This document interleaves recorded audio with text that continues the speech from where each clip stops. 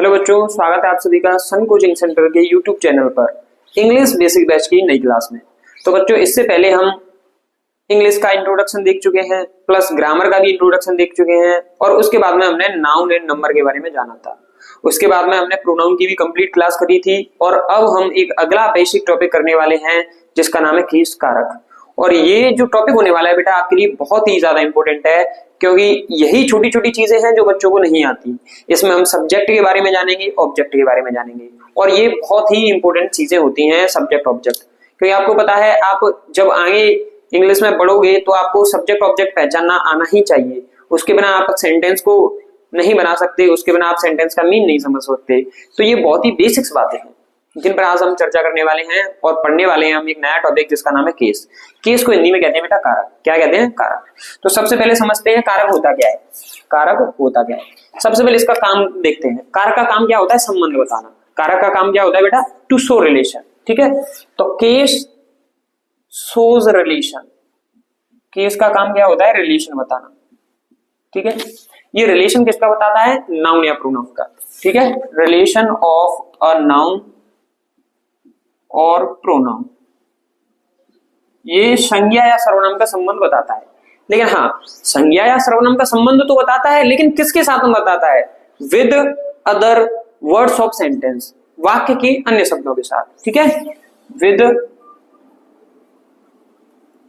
Other words. लेकिन अन्य words की बात करें तो इसमें मेनली वर्ब आती है। क्या आती है? Verb of sentence. हालांकि और भी शब्द हो सकते हैं, वर्ब ही इंपोर्टेंट नहीं है, लेकिन कहने वाला वर्ब ही टोटली नहीं है, लेकिन वर्ब ही इंपोर्टेंट है। कहने वाला मुख्य रूप से रिलेशन किसके साथ में बताया जाता है? वर्ब के साथ में। ये होती है इसकी परिभाषा कि केस शो करता है रिलेशन, संबंध बताने का काम करता है संज्ञा या सर्वनाम का अन्य शब्दों के साथ। वाक्य के अन्य शब्दों के साथ संज्ञा सर्वनाम का संबंध बताने का काम कौन करता है? कारक। ठीक है, कौन करता है? कारक। लिख देता हूं यहां पर मैं, कारक संज्ञा या सर्वनाम का वाक्य के अन्य शब्दों के साथ संबंध दर्शाता है। ठीक है, वाक्य के अन्य शब्दों के साथ संबंध कौन दर्शाता है? केस। इसे ही हम केस कहते हैं। केस का मतलब होता है कारक। एग्जाम्पल से समझते हैं कुछ चीजें। देखिए, जैसे मैंने लिखा Rohit कुक्स food, I teach English.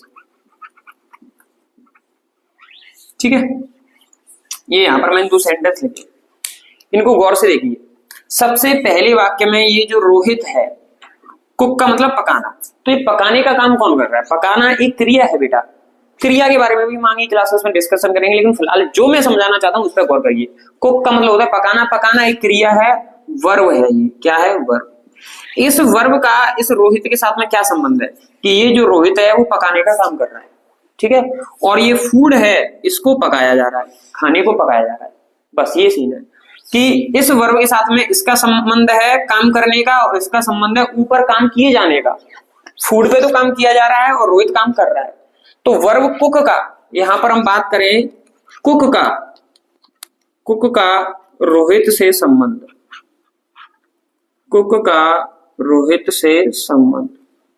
और दूसरी बात, इसी क्रिया की बात करें, कुक का फूड से संबंध। रिलेशन है बेटा, इनका कुछ ना कुछ रिलेशन है क्रिया से। अब वो रिलेशन क्या है? रिलेशन ये इस क्रिया को जो कर रहा है उसे कहते हैं सब्जेक्ट। क्या कहते हैं? सब्जेक्ट। और हिंदी में कहते हैं कर्ता। और जिसके ऊपर क्रिया की जा रही है उसे कहते हैं ऑब्जेक्ट। हिंदी में कहते हैं कर्म। ये इनका संबंध है। और देखते हैं, जैसे मैं अंग्रेजी पढ़ाता हूं तो टीच पढ़ाना एक क्रिया है। अब टीच के साथ में इसका आई का क्या संबंध है? कौन पढ़ा रहा है? मैं पढ़ा रहा हूं, तो इसका संबंध है सब्जेक्ट का। क्या पढ़ा रहा हूं? इंग्लिश, तो इसका संबंध है ऑब्जेक्ट का। किसका संबंध है? ऑब्जेक्ट का। क्योंकि काम किसके ऊपर किया जा रहा है? इंग्लिश के ऊपर। और कर कौन रहा है? मैं कर रहा हूं, तो जो काम को करता है वो सब्जेक्ट होता है। और जिसके ऊपर काम किया जाता है वो ऑब्जेक्ट होता है। ये सिंपल सी बात है। इस चीज को कौन शो करता है? केस दर्शाता है कि कौन सी चीज सब्जेक्ट है, कौन सी ऑब्जेक्ट है। किस प्रकार से दर्शाता है? क्योंकि एक सब्जेक्टिव केस होता है, एक ऑब्जेक्टिव केस होता है। कहने का मतलब एक कर्ता कारक होता है, एक कर्म कारक होता है, इसलिए इस चीज को यही शो करता है। कौन? केस। ठीक है बेटा, सिंपल सी बातें आपको समझ में आ रही होंगी। आगे बात करते हैं हम types of case.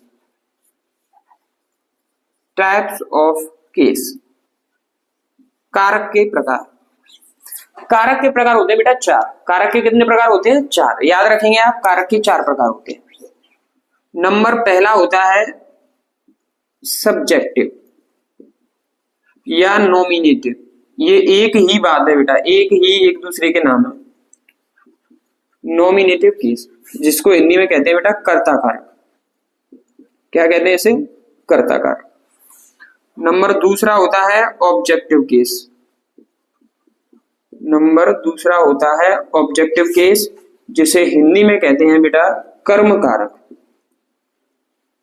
Okay. Number तीसरा होता है वोकेटिव केस, जिसे कहते हैं संबोधन कारक।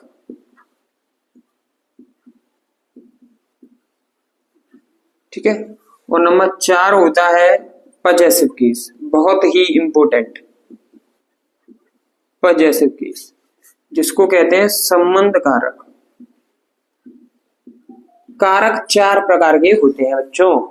पहला सब्जेक्टिव केस, दूसरा ऑब्जेक्टिव, तीसरा वोकेटिव और नंबर 4 पजेसिव केस।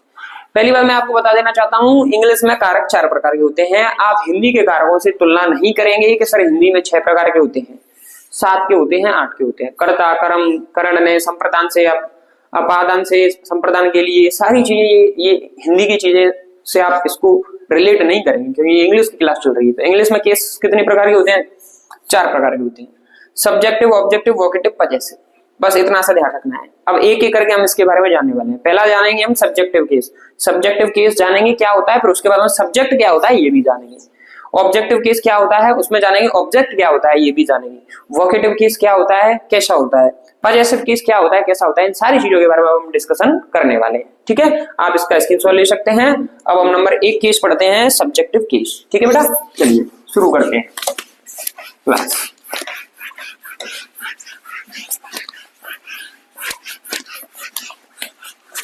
उम्मीद है बच्चों सारी चीज समझ में आ रही होगी। अगर कोई चीज समझ में नहीं आती है, कोई डाउट बचता है तो आप कमेंट में जरूर पूछा करें। ठीक है, चलिए नंबर फर्स्ट देखते हैं। पहला टाइप है आपका सब्जेक्टिव केस, जिसको नॉमिनेटिव केस भी कहते हैं। इसको क्या कहते हैं बेटा? नॉमिनेटिव। और नॉमिनेटिव बेटा आपको ये वर्ड याद रखना है। ऐसा नहीं है आप सब्जेक्टिव वर्ड ही याद रखें, नॉमिनेटिव याद ना रखें। अगर ऐसा करते हैं तो आपको चीजें आगे समझने में दिक्कत आ सकती है, क्योंकि आपको नॉमिनेटिव पता नहीं है, सब्जेक्टिव पता है तो आप रिलेट तो कर पाएंगे, लेकिन नॉमिनेटिव भी याद रखो, क्योंकि आपका नॉमिनेटिव एब्सोल्यूट फ्रेज एक रूल है 12th क्लास में सिंथेसिस टॉपिक में। ठीक है, तो इन्हीं चीजों से रिलेट करता है, क्योंकि ये बेसिक चल रहा है। तो नॉमिनेटिव वर्ड भी याद रखेंगे आप। ठीक है, नॉमिनेटिव केस, सब्जेक्टिव केस कह लो या फिर नॉमिनेटिव केस कह लो। सबसे पहली बात, ये क्या होता है सब्जेक्टिव केस? क्या होता है? देखो, जब कोई नाउन या प्रोनाउन सब्जेक्ट की तरह काम करे, किसकी तरह काम करे? सब्जेक्ट की तरह, तो वहां पर जो केस होता है वो कौन सा केस होता है? Subjective case. कौन सा केस होता है? Subjective case. देखो, चलो ऐसे लिख देता हूं, इफ अ नाउन और प्रोनाउन, अगर कोई संज्ञा या सर्वनाम, वर्क लिख दीजिए, चाहे फंक्शन लिख देता हूं। ठीक है, फंक्शन माने काम करना। फंक्शन, जब कोई संज्ञा सर्वनाम काम करती है किसकी तरह पता है? एज अ सब्जेक्ट, एक सब्जेक्ट की तरह। इज कॉल्ड, तो इसे क्या कहते हैं पता है? Is called subjective case. तो इसे सब्जेक्टिव केस कहते हैं। लिख देते हैं, यदि कोई संज्ञा या सर्वनाम किसकी तरह काम करे? कर्ता की तरह काम करे। कर्ता को क्या कहते हैं? सब्जेक्ट। सब्जेक्ट की तरह काम करे उसे कर्ता कारक कहते हैं। उसे क्या कहते हैं बेटा? कर्ता कारक। ठीक है, अब ध्यान देना एक बात कि सब्जेक्ट की तरह कौन काम करता है? कोई नाउन या प्रोनाउन। इस बात को तो आप ध्यान ही रखेंगे कि सब्जेक्ट की जगह काम कौन करता है? कोई नाउन या प्रोनाउन। चलिए देखते हैं चीजों को। अब हमने इसमें देखा नाउन और प्रोनाउन की क्लास तो मैंने आपको देखो पहले ही करा दी है। नाउन भी कंप्लीट हो चुकी है, प्रोनाउन भी हो चुकी है। अब ये किसकी तरह काम करते हैं बेटा? सब्जेक्ट की तरह। किसकी तरह? सब्जेक्ट की तरह। अब हम सब्जेक्ट के बारे में जान लेते हैं कि रियल में सब्जेक्ट होता क्या है, कैसा होता है। चलो पहले इसके एग्जांपल दे देता हूं मैं एक दो। जैसे मैंने लिखा Rohit cuts an apple. Rohit सेब काट रहा है। क्या काटता है? सेब। तो इसमें काटने का काम कौन कर रहा है? रोहित। तो यही है बेटा सब्जेक्ट। ठीक है, क्या है? सब्जेक्ट। और जो सब्जेक्ट की तरह काम करता है उसे सब्जेक्टिव केस कहते हैं। तो अगर मैं आपसे पूछता हूँ रोहित में कौन सा केस है? ये रोहित सब्जेक्ट है पहली बात, और इसके केस की बात करूं तो इसमें कौन सा केस है? Subjective case. रोहित वर्ड में, कौन से वर्ड में? Rohit word. Rohit subject, Rohit word में केस पूछूं तो सब्जेक्टिव केस, और रोहित किसकी तरह काम कर रहा है? सब्जेक्ट की तरह, इसलिए इसमें क्या है? Subjective case. सिंपल सी बात है। एक और एग्जांपल की बात करें, रिया, ठीक है,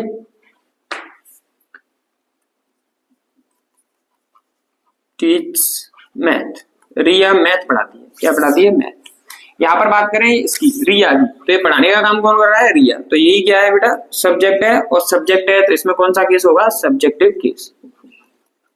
कौन सा केस होगा? Subjective case. उम्मीद है चीज आपको थोड़ी थोड़ी समझ में आ रही होगी, कोई दिक्कत नहीं। अभी हम बहुत विस्तार से सब्जेक्ट के बारे में देखेंगे। अब हमने देखा इसमें सब्जेक्ट वाला मटेरियल आ रहा है। सब्जेक्ट क्या होता है? तो रियल में सब्जेक्ट समझते हैं कि ये सब्जेक्ट होता क्या है। सब्जेक्ट, सब्जेक्ट क्या होता है बेटा? तो पहली बात, ये जो सब्जेक्ट आता है वो वाक्य में आता है। किसमें आता है? वाक्य में। तो सब्जेक्ट वाक्य का एक भाग होता है। पहली बात, ये क्या होता है? वाक्य का एक भाग। तो इसके बारे में बात करते हैं, लिखना भी है हमें। ये क्या होता है? A part of sentence. Sentence के अंदर आता है क्योंकि सब्जेक्ट, इसलिए सेंटेंस का भाग होता है ये। अब होता क्या है? समझिए ध्यान से। सब्जेक्ट की जगह पे कौन काम करता है? नाउन और प्रोनाउन। तो हम सब्जेक्ट की परिभाषा ऐसे कहेंगे कि जब कोई नाउन या प्रोनाउन, या फिर ऐसे जब हम किसी नाउन या प्रोनाउन के बारे में बात करते हैं तो वही सब्जेक्ट होता है। जिसके बारे में बात करेंगे वही सब्जेक्ट होगा। बेटा सब्जेक्ट का हिंदी अर्थ होता है कर्ता। अब अधिकांश अध्यापक क्या बताते हैं कि जो काम को करता है वो कर्ता होता है, जबकि ऐसा सही नहीं है। जैसे रिया यहाँ पर पढ़ा रही है तो ये करता है, लेकिन मैंने ये कह दिया Riya is a teacher. Riya is a teacher. अब मैंने ये कह दिया। अब मुझे बताइए इस वाक्य में तो कहीं नहीं पता चल रहा है कि रिया पढ़ा रही है। हाँ पढ़ाती है ये तो पता है, लेकिन ये बताइए मैं क्या कहना चाहता हूँ? रिया एक टीचर है। रिया एक टीचर है। या फिर मैं लिख दूं रिया इज माई, सपोज करो रिया इज माई सिस्टर। रिया मेरी बहन है। अब बताइए आपको कहां से पता चल रहा है कि रिया पढ़ाती है? नहीं पता चल रहा ना। इसमें तो हम ये बताना चाहते हैं कि रिया के साथ में क्या रिलेशन है मेरा? रिया मेरी बहन है। मैं रिया के बारे में बात कर रहा हूँ कहने का मतलब। तो यहाँ पर फिर भी सब्जेक्ट का, मैं आपसे पूछूं सब्जेक्ट क्या है तो आप कहेंगे रिया ही है सर। ऐसा क्यों होगा? आपने देखा सर यहाँ पर रिया वर्क कर रही है तो सब्जेक्ट है, यहाँ पर काम नहीं कर रही तब भी सब्जेक्ट है। सही बात है कि नहीं? इसलिए बेटा जो काम को करता है वो सब्जेक्ट होता है। ये वाली परिभाषा अधूरी हो जाती है। जो काम को करता है वो सब्जेक्ट नहीं होता, बल्कि जिसके बारे में हम बात करते हैं वो सब्जेक्ट होता है। जिसके बारे में हम बात करते हैं वो सब्जेक्ट होता है। इसी प्रकार से एक और एग्जांपल देकर बताता हूं मैं आपको। जैसे मैंने कहा Rohan is a doctor. Rohan एक डॉक्टर है। हम रोहन के बारे में बात कर रहे हैं, रोहन डॉक्टर है। अब मैं आपसे पूछता हूं इसमें सब्जेक्ट कौन है? तो बेटा ये रोहन ही सब्जेक्ट है। अब आप कहेंगे कि सर कुछ अध्यापक तो हमसे ये कहते हैं कि जो काम को करता है वो सब्जेक्ट होता है। तो बेटा आप बताइए रोहन यहाँ पर डॉक्टर है तो बताइए क्या काम कर रहा है? क्या वो इंजेक्शन लगा रहा है? नहीं, फिर भी यहाँ पर सब्जेक्ट है। क्यों? क्योंकि हम बात किसके बारे में कर रहे हैं? रोहन के बारे में। तो जिसके बारे में बात करते हैं उसे सब्जेक्ट कहते हैं, ना कि जो काम को करता है उसे सब्जेक्ट कहते हैं। ये परिभाषा है गलत। अगर आप ये कहें जो काम को करता है वो सब्जेक्ट होता है, जो काम करता है उसे क्या कहते हैं? सब्जेक्ट। ये परिभाषा बिल्कुल गलत है। बिल्कुल गलत नहीं, इसका मतलब ये अधूरी है, इनकम्प्लीट है परिभाषा। तो सही परिभाषा क्या है? जिसके बारे में बात करते हैं वो सब्जेक्ट होता है। तो इसमें कहेंगे अ पर्सन और थिंग, कोई व्यक्ति होगा या वस्तु होगी या कोई संज्ञा सर्वनाम होगी। अ पर्सन और thing that is talked about.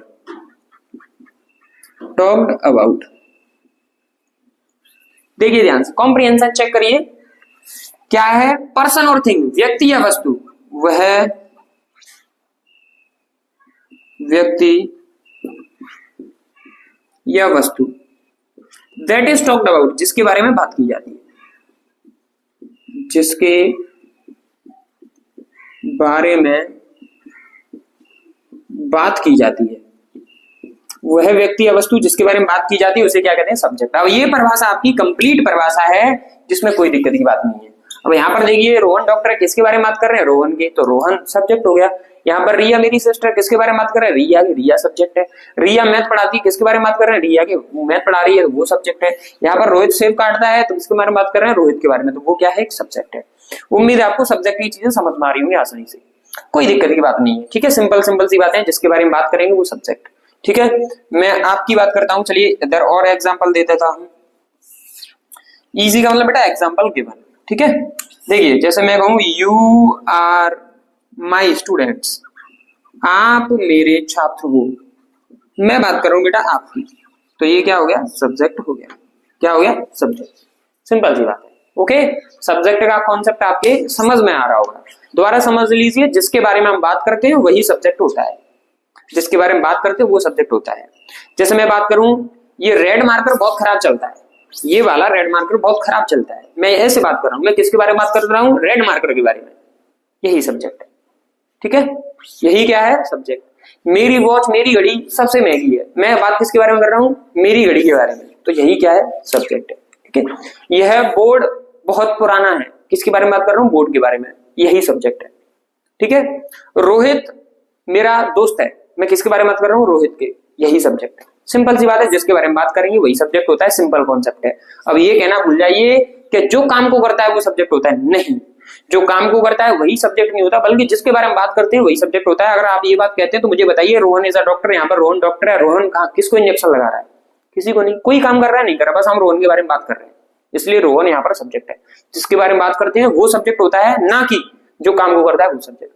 हाँ, ऐसा कह सकते हैं काम को भी करता है, कभी कभी काम भी करता है, तो कभी कभी हम उसी के बारे में बात करते हैं। लेकिन ये वाली परिभाषा जो मैंने लगाई है वो सबके लिए सूटेबल है, जबकि ये इस जगह फेल हो जाती है। ओके, उम्मीद है समझ में आ गया होगा।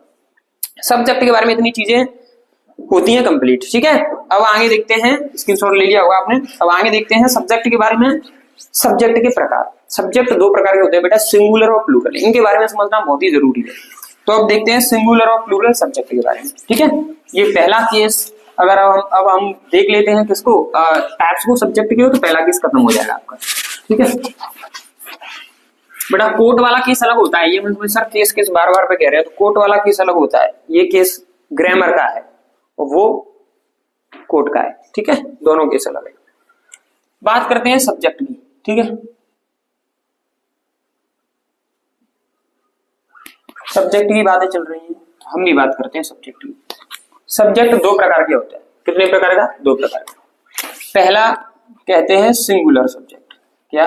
Singular subject. दूसरा होता है बेटा प्लूरल सब्जेक्ट।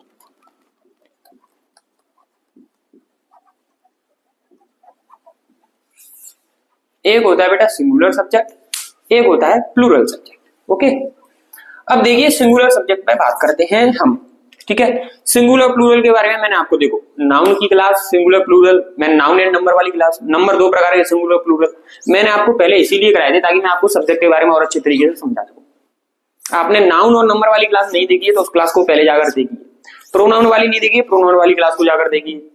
ये जो हमने प्लेलिस्ट बना रखी है इंग्लिश बेसिक बैच 2026 के नाम से, उस प्लेलिस्ट को जाकर विजिट करिए और देखिए इन सारी चीजों को, इन सारी क्लासेस को अटेंड करिए। अगर आप उनको अटेंड कर लेते हैं, सारी क्लासेस आपको बहुत ही इजी समझ में आएगी, ये मेरा प्रॉमिस है आपसे, ये समझ लीजिए। तो क्लासेस को अटेंड करिए रेगुलरली और कोई दिक्कत नहीं है, हम रेगुलरली अपलोड कर रहे हैं तो आप रेगुलरली अटेंड भी करिए सारी चीजों को। ठीक है, तो ये अच्छे तरीके से समझ में आती चलेगी। सिंगुलर सब्जेक्ट, चलो इसके बारे में बात करते हैं। बेटा मैंने आपको बताया था कि आपकी जो प्रॉपर नाउन होती है, प्रॉपर नाउन, प्रॉपर नाउन का मतलब होता है व्यक्तिवाचक संज्ञा, व्यक्तिवाचक संज्ञा। पिछली क्लास में मैंने बताया था कि आपकी जो प्रॉपर नाउन होती है सारी वो सिंगुलर होती है। एग्जाम्पल की बात करें, एग्जाम्पल जैसे जैसे नाम लिख दूं मैं रोहित, ठीक है, नाम लिख दूं मैं भावना, नाम लिख दूं मैं अंकित, ये सारे नाम है प्रॉपर नाउन है। किसी जगह का नाम लिख दूं, सपोज करो धौलपुर, किसी वस्तु का नाम लिख दूं मैं, सपोज करो ये है सेलो व्हाइट बोर्ड मार्कर, सेलो व्हाइट बोर्ड मार्कर, इस मार्कर का नाम लिख दिया मैं सेलो, कंपनी का है, प्रॉपर नाम, ठीक है। ये फोन है नथिंग फोन, ये कंपनी का है तो उसका प्रॉपर नाम है। तो ये सारे क्या है, सिंगुलर सब्जेक्ट। ये काम करेंगे तो सिंगुलर सब्जेक्ट का करेंगे, किसका करेंगे, सिंगुलर सब्जेक्ट। तो जितने भी प्रॉपर नाउन होते हैं वो सिंगुलर सब्जेक्ट में आते हैं। पहली बात क्लियर, ओके सर। दूसरी बात, प्रॉपर नाउन के बाद में मैंने आपसे बताया था मटेरियल नाउन। कौन से, मटेरियल नाउन। मटेरियल नाउन का मतलब होता है बेटा पदार्थवाचक या द्रव्यवाचक, पदार्थवाचक या इसी को कहते हैं द्रव्य। द्रव नहीं बेटा, द्रव माने होता है पानी, द्रव्य का मतलब होता है पदार्थ, द्रव्यवाचक संज्ञा। ये मटेरियल्स को बताती है, मटेरियल्स के बारे में, मटेरियल्स का बोध कराती है। मैंने बताया था नाउन की प्रॉपर क्लास आपके यूट्यूब चैनल पर, सन कोचिंग सेंटर के यूट्यूब चैनल पर डली हुई है, देखी जाती है। हाँ, इसके बारे में बात करते हैं मटेरियल्स। मटेरियल्स में बताया था जैसे ऑयल है, सीमेंट है, मिल्क है, और बात करें बेटा आपका घी है, आपका आयरन है, गोल्ड है, ऐसे बहुत मटेरियल्स हैं आपके पास, ठीक है। वाटर है, ये सारे मटेरियल्स की बात करेंगे तो सारे मटेरियल्स कौन से होंगे, सिंगुलर हमेशा। कैसे होंगे बेटा, हमेशा हमेशा सिंगुलर, ठीक है। आगे मटेरियल के बाद में मैंने अब्स्ट्रैक्ट की बात करी थी, आपसे बताया था आपको, देखो पिछली क्लासेस इसलिए इंपोर्टेंट हो जाती है। अब्स्ट्रैक्ट नाउन, अब्स्ट्रैक्ट नाउन का मतलब होता है भाववाचक संज्ञा। क्या होता है इसका मतलब, भाववाचक संज्ञा। इसमें मैंने आपको बताया था जैसे बेटा ऑनेस्टी है, ईमानदारी है, लव है, हेट है, ठीक है, काइंडनेस है, ब्रेवरी है, बहादुरी, ये सारी है कौन सी संज्ञा है, भाववाचक। भाववाचक संज्ञा के बारे में मैंने विस्तार से आपको नाउन वाली क्लास में बताया अच्छी तरीके से, ठीक है। ये सारी जो नाउन्स हैं वो अब्स्ट्रैक्ट नाउन है, अब्स्ट्रैक्ट नाउन एक वचन होती है। आप नाउन के बारे में इतना ध्यान रखेंगे, ठीक है। और हम बात करें जो आपकी कॉमन नाउन होती है वो एक वचन भी होती है, फिर बाद में बहुवचन बनाते हैं उसे, ठीक है। एक वचन से बहुवचन बनाने के बारे में मैंने बताया, पर ये तो प्रॉपरली एक बार में ही देखो, पहली बार में टिक कर दो सिंगुलर है। कैसे है, सिंगुलर।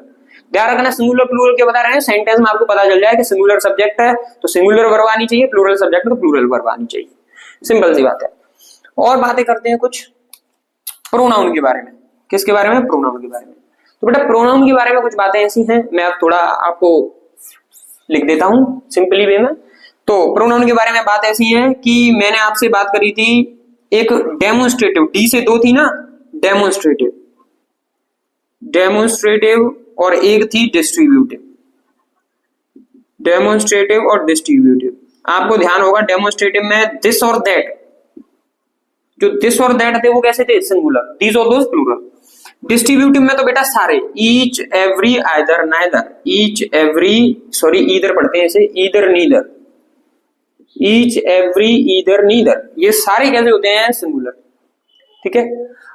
फिर उसके बाद में हमने रिफ्लेक्सिव वगैरह, उसकी तो हमें जरूरत ही नहीं है ना, रेसिप्रोकल और रिलेटिव वो तो बीच में आते हैं, उनके सिंगुलर प्लूरल की हमें जरूरत नहीं पड़ती। फिर एक इंडेफिनेट भी था बेटा, कौन सा प्रोनाउन था, इंडेफिनेट, इंडेफिनेट प्रोनाउन। ये सारे क्या है, किसके बारे में बात कर रहे हैं हम, ये प्रोनाउन के बारे में बात कर रहे हैं। इंडेफिनेट प्रोनाउन में सेन प्लस वन बड़ी थिंग, सेन प्लस वन बड़ी थिंग, आपको ध्यान होगा, सेन प्लस वन बड़ी थिंग, आपको याद होना चाहिए, सेन प्लस वन बड़ी थिंग, जिसमें एस का मतलब क्या था बेटा, सम, ए का मतलब क्या था, एनी, एन का मतलब क्या था, नो, और ई का मतलब क्या था, एवरी। दिख नहीं रहा है बेटा, बाई चांस आपको अगर दिख नहीं रहा हो तो आप सुन लीजिए। एस का मतलब सम, ए का मतलब एनी, एन का मतलब नो, ई का मतलब एवरी। इनमें अगर हम ये जोड़ दें, जैसे एस का मतलब सम है तो सम वन, सम बडी, समथिंग। ए का मतलब एनी है तो एनी वन, एनी बडी, एनीथिंग। ये जो जितने भी आपके बन रहे हैं इंडेफिनिट प्रोनाउन, ये भी सारे कैसे होते हैं, सिंगुलर ही होते हैं। कैसे होते हैं ये सारे, सिंगुलर। उम्मीद है आपको ये सारी चीजें समझ में आती होगी। मैं क्रम से बहुत ही अच्छे तरीके से लिखने का प्रयास कर रहा हूं, समझ में आ रहा है कि नहीं, ठीक है बेटा। चलिए अब आगे और चीजों पे डिस्कशन करते हैं। यहां तक आपकी समझ में आ गया। इंडेफिनिट प्रोनाउन हो गए, इंटरोगेटिव प्रोनाउन होते हैं, उनका हमें सिंगुलर प्लूरल से कोई लेना देना नहीं है अभी, ठीक है। बाद में हुम के बारे में बात करें तो थोड़ा सा बता दूंगा। अभी इसमें आपको इतनी सारी चीजें सिंगुलर होती हैं, आपको ये ध्यान रखना है, ठीक है। अब उसके बाद में पर्सनल प्रोनाउन होता है, आपको पता है पर्सनल पे भी डिस्कशन रखना है कि पर्सनल कैसा होता है, सिंगुलर प्लूरल। पर्सनल के बारे में हालांकि मैंने पर्सनल प्रोनाउन के बारे में प्रोनाउन की क्लास है उसमें अच्छी तरीके से बताया है कौन सा सिंगुलर कौन सा प्लूरल, ठीक है। तो चलो बात करते हैं आगे, ऊपर वाले को रफ कर देता हूं मैं, प्रॉपर नाउन को, ठीक है। यहाँ पे इसको रफ कर देता हूं मैं, ओके। आप लिखने लिख लिया होगा, स्क्रीनशॉट ले लिया होगा। देखो यहाँ पर और चीजें हैं, यहाँ पर प्रोनाउन तक हो गई, फिर अब आगे बात करते हैं पर्सनल की। पर्सनल चलो लिख ही देता हूं। यहाँ पर आई है वो हमेशा एक वचन होता है, ठीक है। आई हमेशा कैसा होता है, एक वचन, ध्यान रखेंगे। ही है, सी है, इट है, ये भी सारे कैसे होते हैं, एक वचन।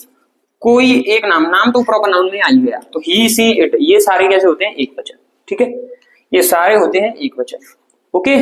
एक कॉमन नाउन होती है लेकिन singular common noun, singular subject में सिंगुलर कॉमन नाउन आती है। कैसे नाउन, सिंगुलर कॉमन। आपको सिंगुलर प्लूरल के बारे में मैंने बताया है, कॉमन नाउन को सिंगुलर से प्लूरल बनाया जाता है, ठीक है। कॉमन नाउन को सिंगुलर से प्लूरल बनाया जाता है। जैसे बेटा, जैसे बॉय है, अ बॉय, लड़का है, लड़के बहुत सारे होते हैं, सही बात है गलत बात है, तो बहुत सारे हैं, अलग अलग का नाम है, लेकिन हम एक लड़की के, बहुत सारे लड़कों में से एक लड़के की बात कर रहे हैं तो वो सिंगुलर होगा, वरना सारे लड़कों की बात कर रहे हैं वो प्लूरल होगा, ठीक है। अ बॉय है, अ स्टूडेंट है, ऐसे वर्ड, ओके, कोई दिक्कत नहीं, दिक्कत। अब बात करें प्लूरल सब्जेक्ट की। प्लूरल सब्जेक्ट में ध्यान रखें, प्रोनाउन में से तो वी, दे और यू आता है, वी, यू और दे आता है, ध्यान रखेंगे। यू के बारे में मैंने आपको स्पेशली बताया था, यू सिंगुलर भी होता है और यू प्लूरल भी होता है। जैसे मैं कहूं आपसे यू आर, सॉरी यहां पे लिखूं, यू आर रोहन, तुम रोहन हो, पहला एग्जांपल। यू आर स्टूडेंट्स, अब मैं तुमसे कह रहा हूं तुम छात्र हो। ये देखिए, आप यहां पर एक के बारे में बात कर रहे हैं कि यू, तो यहां पर तो ये है सिंगुलर। सेंस को समझिए, सेंस को, यहां पर बात कर रहे हैं आप सभी छात्रों के बारे में, तो यहां पर है यू प्लूरल, ठीक है। लेकिन मैंने बताया था कल की क्लास में आपको, प्रोनाउन की क्लास में, सिंगुलर प्लूरल के बारे में, कि यू चाहे सिंगुलर हो चाहे प्लूरल हो, वर्ब हमेशा प्लूरल आती है। वर्ब हमेशा कैसी आती है, प्लूरल। ये इसकी नेचर है, प्रकृति है, ये इसकी प्रकृति है, समझ रहे हैं कि नहीं। जैसे किसी बच्चे की प्रकृति होती है, चाहे क्लास में हो चाहे घर हो, ऊधम मचाना है उसे, तो ये नेचर होती है ना, ऐसे यू की नेचर है, चाहे सिंगुलर हो चाहे प्लूरल, वर्ब हमेशा प्लूरल आती है, ठीक है। इसके बारे में पहले डिस्कशन भी कर चुका हूं, ये सारी चीज आप ध्यान रखेंगे। अब कुछ और चीजों के बारे में डिस्कशन करते हैं, जैसे plural common noun. Plural common noun आपको पता है, मैंने इसके बारे में बात करी है, एस से अंत हो, एस से अंत होने वाली, एस आता है उनके एंड में। जैसे बेटा बॉयज है, गर्ल्स है, टीचर्स है, मैन, और बहुत सारी चीजें हैं, और ये भी लिख देता हूं चलो, मैन है, चिल्ड्रेन है, चिल्ड्रेन वाले बच्चे, ऐसे से अंत होने वाली हैं, और भी है, ये सारी प्लूरल होती हैं, ठीक है। सिंगुलर को छोड़ के बच्चे कुछ प्लूरल ही है। जैसे आपको मैं मैनी का मतलब होता है अनेक, सम का मतलब होता है कुछ, इसके बाद में सम टीचर्स आ जाए, मैनी टीचर्स आ जाए, मैनी स्टूडेंट्स आ जाए, आपको ये देख लीजिए इनके एंड में एस लगा हुआ है ना, प्लूरल है, ये प्लूरल है, तो ये समझ लीजिए प्लूरल सब्जेक्ट है। ये कैसा सब्जेक्ट है, प्लूरल सब्जेक्ट, ठीक है। और ध्यान रखेंगे, दो या दो से अधिक नहीं, दो या दो से अधिक नाम, ठीक है। जैसे रमन और अमन, रमन एंड अमन, ये है आपके प्लूरल सब्जेक्ट, ठीक है। ये आपके प्लूरल सब्जेक्ट होते हैं, ये आपके सिंगुलर सब्जेक्ट होते हैं। उम्मीद है आपको सारी चीज समझ में आ चुकी होंगी, और ये बहुत ही इंपॉर्टेंट चीज है सब्जेक्ट के बारे में जान लेना। तो ये बहुत सारे बच्चों को बेसिक में यही नहीं पता होता है कौन सा सब्जेक्ट है कौन सा ऑब्जेक्ट है, ठीक है। तो ये जान लेना बहुत ही ज्यादा जरूरी होता है। हालांकि मैनी और सम, ये सारे रूल्स हम आगे पढ़ेंगे, बहुत ही अच्छे तरीके से पढ़ेंगे। 10th क्लास में सब्जेक्ट वर्ब एग्रीमेंट वहां पे पढ़ेंगे, मैनी है, सम है, सेवरल है, बहुत सारे शब्द हैं आपके, ठीक है। नो टेंशन रहिए, ये आपके सिंगुलर है, इनको छोड़कर बचे बचे प्लूरल है। ये कुछ मैंने आपको बता दिया, इनसे आपका बेसिक वाला काम कंप्लीट हो जाएगा। अब अगर आपको कोई सिंगुलर और प्लूरल में दिक्कत आएगी तो वो एडवांस होगा, इसका मतलब, ठीक है, बेसिक नहीं होगा, उसको मैं बता दूंगा, नो टेंशन रहिए, ठीक है। सारी चीज समझ में आ गई होंगी, स्क्रीनशॉट ले लीजिए। अब आगे दूसरे केस पे चलते हैं, ऑब्जेक्टिव केस। कौन से केस पे, ऑब्जेक्टिव केस, ठीक है। ये आपका सब्जेक्टिव केस होता है कंप्लीट। अब चलते हैं बेटा ऑब्जेक्टिव केस। ऑब्जेक्टिव केस का मतलब होता है कर्म कारक। क्या होता है? कर्म कारक। और कर्म कारक किसे कहते हैं? जो कर्म की तरह काम करेगा। किसकी तरह काम करेगा? कर्म की तरह। ठीक है, जो कर्म की तरह काम करता है उसे कर्म कारक कहते हैं। और कर्म की तरह काम कौन करेगा? वही नाउन और प्रोनाउन बेटा। ठीक है, दूसरा प्रकार है objective case.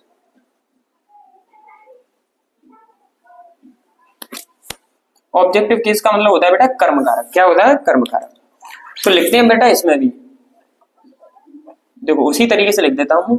If a noun और प्रोनाउन, अगर कोई संज्ञा या सर्वनाम फंक्शन काम करती है as an object, as an object, एक ऑब्जेक्ट की तरह, इज कॉल्ड ऑब्जेक्टिव केस। अब मैं इसकी हिंदी नहीं लिख रहा हूं। क्यों नहीं लिख रहा हूं? कि मुझे जरूरत नहीं है, आपको समझ में आ गया होगा। नाउन और प्रोनाउन फंक्शन का मतलब काम करे किसकी तरह? ऑब्जेक्ट की तरह। अगर कोई नाउन या प्रोनाउन ऑब्जेक्ट की तरह काम करती है तो वो कौन सा केस होता है? ऑब्जेक्टिव केस होता है। आप इसको ध्यान रखेंगे। जैसे एग्जाम्पल की बात करें, जैसे आई बीट रोहन, मैं रोहन को पीटता हूं। मैं रोहन को पीटता हूं। किसको पीटता हूं? रोहन को। तो काम किसके ऊपर किया जा रहा है? किसमें लात मुंह से चल रहे हैं? किसके ऊपर? रोहन के ऊपर चल रहे हैं लात मुंह से। तो जिसके ऊपर लात मुंह से चल रहे हैं, जिसके ऊपर काम किया जा रहा है, उसे ही क्या कहते हैं? ऑब्जेक्ट। उसे ही क्या कहते हैं बेटा? ऑब्जेक्ट। और ऑब्जेक्ट की जगह पर भी नाउन या प्रोनाउन ही आता है। ठीक है बेटा, ओके। अब देखिए, और जैसे अमित इज राइटिंग, लिख रहा है। अमित लिख रहा है। क्या लिख रहा है? A book. अमित एक किताब लिख रहा है, सपोज करिए। तो यहाँ पर ये किसके ऊपर काम चल रहा है? किसके ऊपर चल रहा है? पेन। किताब के ऊपर। किताब को लिख रहा है, तो यही क्या है? ऑब्जेक्ट। ओके, समझ में आ रही होंगी चीजें आपकी। ठीक है, आप इतना ध्यान रखेंगे। अब बात करते हैं ऑब्जेक्ट की। इसकी बात करते हैं ऑब्जेक्ट की। चलो इधर बात कर लेते हैं। ऑब्जेक्ट, ऑब्जेक्ट क्या होता है? तो ऑब्जेक्ट पहली बात कोई ऐसा व्यक्ति या वस्तु होता है जो किसी वर्क, किसी एक्शन का जो रिजल्ट है उसका परिणाम भुगता है। कहने मतलब काम जिसके ऊपर किया जाता है उसे कर्म कहते हैं, सिंपल भाषा में। तो देखो इंग्लिश में ऐसे कहते हैं अ पर्सन और थिंग। अ पर्सन और थिंग, विच लगा दो, दैट लगा दो। दैट रिसीव्स,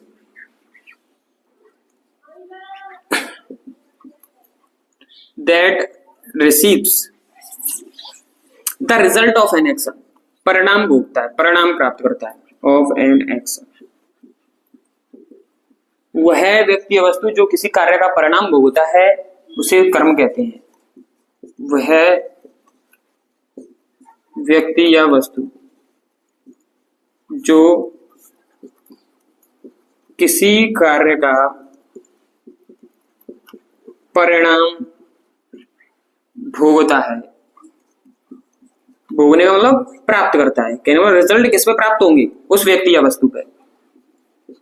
उस व्यक्ति या वस्तु पे रिजल्ट प्राप्त होंगे तो वही ऑब्जेक्ट कहलाता है। दूसरी भाषा में जिसके ऊपर काम किया जाता है, जिसके ऊपर क्रिया होती है उसे कर्म कहते हैं। ठीक है, इतनी सी बात आपको ध्यान रखनी है। ठीक है, अब कुछ बातें और। पहली बात, मैंने एक बात सब्जेक्ट के बारे में नहीं लिखा पाई थी, तो ध्यान दीजिए। पहले ऑब्जेक्ट की बात कर लेते। चलो, ऑब्जेक्ट का पता लगाने के लिए, ऑब्जेक्ट का हमें वाक्य में पता लगाना है। तो ऑब्जेक्ट का पता लगाने के लिए, ऑब्जेक्ट का पता लगाने के लिए क्या, कोष्टक में व्हाट कहते हैं इसे इंग्लिश में, वह किसको, क्या या किसको, जिसे हुम कहते हैं, से प्रश्न करते हैं। अगर आपको प्रश्न का जवाब मिलता है तो ऑब्जेक्ट होगा, नहीं तो नहीं होगा। जैसे आपको क्या से प्रश्न करना है, जैसे मैं, देखो इसको देखते हैं। अमित किताब लिख रहा है। अमित क्या लिख रहा है? किताब लिख रहा है। तो मैंने प्रश्न किया क्या से, अमित क्या लिख रहा है? तो अमित क्या लिख रहा है? किताब। तो क्या का उत्तर मिल रहा है, तो क्या से प्रश्न करने पर उत्तर मिल रहा है, तो वो ऑब्जेक्ट है। ठीक है, मैं रोहन को पीटता हूं। मैं किसको पीटता हूं? रोहन को। किसको से प्रश्न करने पर उत्तर मिल रहा है, तो ये ऑब्जेक्ट है। मैं किसे पीटता हूं? रोहन को। किसे या किसको किसी से भी प्रश्न कर लीजिए, उत्तर मिले तो वो ऑब्जेक्ट होता है। ठीक है, क्या से प्रश्न करने पर उत्तर मिले तो वो ऑब्जेक्ट होता है। जैसे मैं अंग्रेजी पढ़ाता हूं, मैं क्या पढ़ाता हूं? अंग्रेजी, उत्तर मिल रहा है, ऑब्जेक्ट है इसमें। ठीक है, मैं बच्चों को पढ़ाता हूं, मैं किसे पढ़ाता हूं? बच्चों को, मिल रहा है इसमें उत्तर आपके क्वेश्चन का, बिल्कुल मिल रहा है, तो ये भी ऑब्जेक्ट है। समझ में आ रही हैं चीजें आपको, कोई दिक्कत की बात नहीं है। अगर आपको क्या और किसको से प्रश्न करने पर उत्तर मिले तो वो ऑब्जेक्ट होगा, नहीं मिलता है तो ऑब्जेक्ट नहीं होगा। जैसे मैं घर पर बैठा हूं, मैं क्या बैठा हूं? नहीं, इसका कोई सेंस नहीं है। मैं किसको बैठा हूं, किसे बैठा हूं, ये इसका भी कोई सेंस नहीं है, इस वाक्य में ऑब्जेक्ट है ही नहीं। ध्यान रखना इस बात। ओके, कोई दिक्कत है यहाँ पर? No problem. यहां तक आपको सारी चीजें क्लियर होंगी। ऑब्जेक्ट का पता लगाने के लिए क्या और किसको का प्रयोग करते हैं। और एक और बात ध्यान रखेंगे, सब्जेक्ट का पता लगाने के लिए, किसका पता लगाने के लिए? सब्जेक्ट। इसके बारे में मैंने लिख नहीं पाया था, उसमें ऐड कर लेना। सब्जेक्ट का पता लगाने के लिए कौन, कोष्टक में हु शब्द से प्रश्न करते हैं। आपको सब्जेक्ट का पता लगाना है तो किस शब्द से प्रश्न करना है? कौन शब्द से। जैसे रोहित धौलपुर जा रहा है, कौन धौलपुर जा रहा है? रोहित, तो सब्जेक्ट है। मैं यहाँ आपको पढ़ा रहा हूं, तो आपको यहाँ कौन पढ़ा रहा है? मैं पढ़ा रहा हूं, तो मैं यहाँ पर सब्जेक्ट है। समझ में आ रहा है कि नहीं? आप रोजाना क्लास लेते हो, तो रोजाना क्लास कौन लेता है? आप, तो आप यहाँ पर सब्जेक्ट है। तो जिसके बारे में हम बात करेंगे वो सब्जेक्ट होता है। पता लगाना तो आप कौन से प्रश्न करके चेकआउट कर सकते हो, कोई दिक्कत की बात नहीं है। यहाँ पर ऑब्जेक्ट के बारे में सामान्य जानकारी होती है कंप्लीट। अब देखते हैं ऑब्जेक्ट के प्रकार। किसके प्रकार? ऑब्जेक्ट के। चलिए देखते हैं, स्क्रीनशॉट ले लीजिए इसका। ऑब्जेक्ट के प्रकार, ऑब्जेक्ट तो समझ में आ गया होगा आपको। ठीक है, अब ऑब्जेक्ट के बारे में और देखते हैं। मैंने बताया था क्लास बेसिक्स की है, तो सब्जेक्ट ऑब्जेक्ट के बारे में जान लेना तो बहुत ही ज्यादा जरूरी हो जाता है। ठीक है,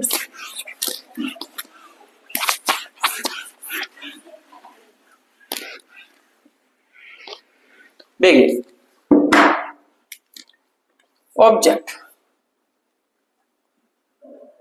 बेटा ऑब्जेक्ट दो प्रकार के होते हैं। कितने प्रकार के? दो। ध्यान रखेंगे आप, ऑब्जेक्ट दो प्रकार के होते हैं, जिसमें से पहला प्रकार है डायरेक्ट ऑब्जेक्ट और दूसरा है इनडायरेक्ट ऑब्जेक्ट।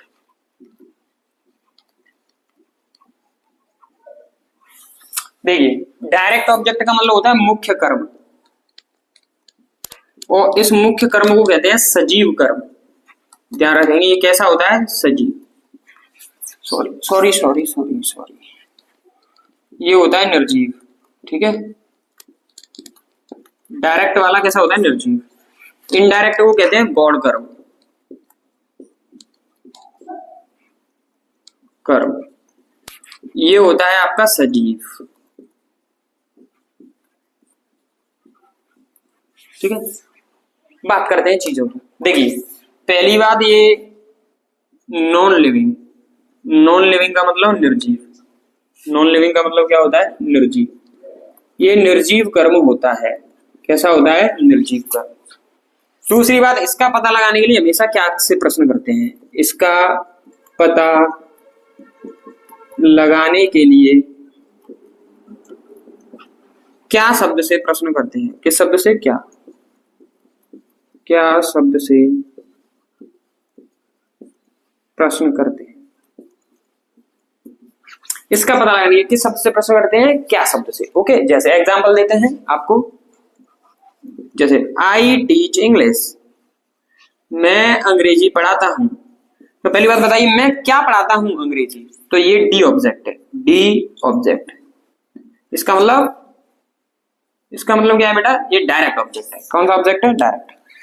जैसे अ चाइल्ड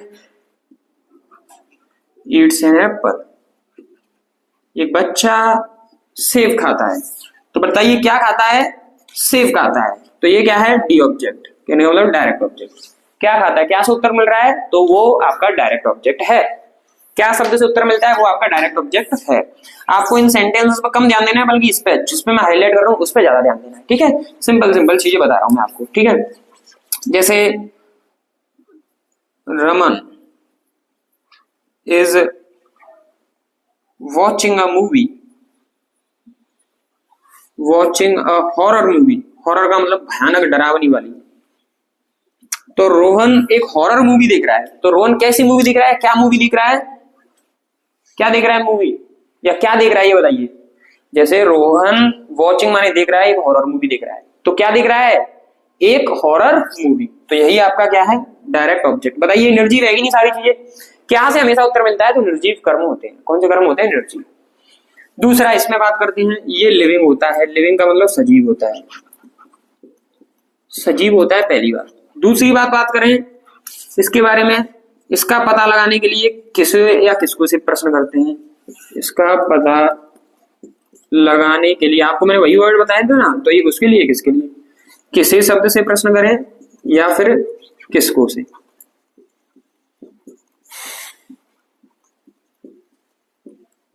प्रश्न करते हैं। जैसे एग्जाम्पल की बात करें, आई लव माई स्टूडेंट्स, मैं अपने बच्चों से प्यार करता हूं, मुझे मेरे बच्चे बहुत पसंद है, अपने छात्र। तो मैं किसको प्यार करता हूं, किसे प्यार करता हूं, अपने बच्चों को, ठीक है, अपने स्टूडेंट्स को। तो ये वाला जो आपको दिख रहा है माई स्टूडेंट्स, ये सजीव है और कर्म भी है, ठीक है। जैसे आई लाइक यू, मैं तुम्हें पसंद करता हूं, मैं किसे पसंद करता हूं, तुम्हें। तो यहां पर तुम सजीव भी हो और आप कर्म का काम कर रहे हो। समझ में आ रहा है कि नहीं, ठीक है। जैसे आई टीच मोहित, मैं मोहित को पढ़ाता हूं, मैं किसे पढ़ाता हूं, मोहित को। तो यहां पर मोहित सजीव भी है और ऑब्जेक्ट का भी काम कर रहा है, तो ये डायरेक्ट ऑब्जेक्ट है। सॉरी ये मैं डी डी लिखते आ रहा हूं, ये इनडायरेक्ट ऑब्जेक्ट है, ठीक है। कौन सा है, indirect, sorry for the mistake बच्चों। ये इनडायरेक्ट ऑब्जेक्ट सजीव होता है, उसे इनडायरेक्ट कहते हैं, सिंपल सी बात है। डायरेक्ट और इनडायरेक्ट आपकी समझ में आ चुका होगा, ठीक है। उम्मीद है चीजें क्लियर हो रही हैं आपकी धीरे धीरे अच्छे तरीके से। ये डायरेक्ट और ये इनडायरेक्ट। डायरेक्ट और इनडायरेक्ट के बाद बारे में जानने के बाद आपको कुछ चीजें और ध्यान रखनी है। ये सब्जेक्ट बेटा ऑब्जेक्ट देखो कितनी छोटी चीजें हैं, टीचर इस पर ध्यान नहीं देते, लेकिन मैं आपको बहुत अच्छे तरीके से समझाने की कोशिश कर रहा हूँ, ठीक है। देखिए ऑब्जेक्ट की बात करते हैं और इसके बारे में आपको एक नोट याद रखनी है। नोट क्या है कि डायरेक्ट और ऑब्जेक्ट और इनडायरेक्ट ऑब्जेक्ट कभी कभी दोनों एक साथ में आ जाते हैं, तो दिक्कत आती है बच्चों को, पहले डायरेक्ट को रखेंगे इनडायरेक्ट को रखें। तो आपको बहुत ही मजेदार ट्रिक बताता हूं, पहले रखना है आपको इनडायरेक्ट को। किसको रखना है, इनडायरेक्ट ऑब्जेक्ट को पहले रखना है, उसके बाद में रखना है डायरेक्ट ऑब्जेक्ट को, ठीक है। इनडायरेक्ट ऑब्जेक्ट को पहले रखना है और उसके बाद में डायरेक्ट ऑब्जेक्ट को रखना है। ये होता है आइडियल सीक्वेंस। ये क्या होता है, आइडियल सीक्वेंस। इसका मतलब होता है आदर्श क्रम। इसका मतलब क्या होता है, आदर्श क्रम। ये होती है रियल बात। जैसे पहले रखना होता है, आपको इंग्लिश की बात कर रहा हूं, पहले रखना होता है सजीव को, उसके बाद में रखेंगे निर्जीव को। आप ही बताइए बेटा, जैसे भगवान है आपके लिए और आपके माता पिताजी है, आप सपोज करिए आप निर्जीव, कहने का मतलब वो तो है तो हमारे अंदर ही या फिर इस दुनिया में ही है भगवान, लेकिन हम उन्हें मानते हैं मूर्तियों में, ठीक है। तो आप भगवान को तो बहुत ज्यादा इज्जत दे रहे हैं, लेकिन माता पिता को इज्जत नहीं दे रहे, क्योंकि माता पिता सजीव है, सजीव को इज्जत नहीं दे रहे और भगवान को ज्यादा इज्जत दे रहे हैं, तो ये गलत बात है। तो आप निर्जीव को पहले इज्जत न मान दीजिए, आप सबसे ऊपर मानिए अपने माता पिता को, सजीव को, उसके बाद में आप भगवान को भी इज्जत दीजिए। कहने का मतलब मेरा ये है कि सजीव माता पिता पहले, उसके बाद में मूर्ति वाले भगवान जी बाद में। समझ में आ रहा है, तो पहले आता है सजीव, उसके बाद में आता है निर्जीव। समझ में आ रहा है कि नहीं, तो पहले आपको सजीव रखना है, उसके बाद में निर्जीव को रखना है, ये इसका सीक्वेंस होता है। जैसे एग्जांपल की बात करूं, जैसे I teach English, I teach Rohan English, ये वाला सही है।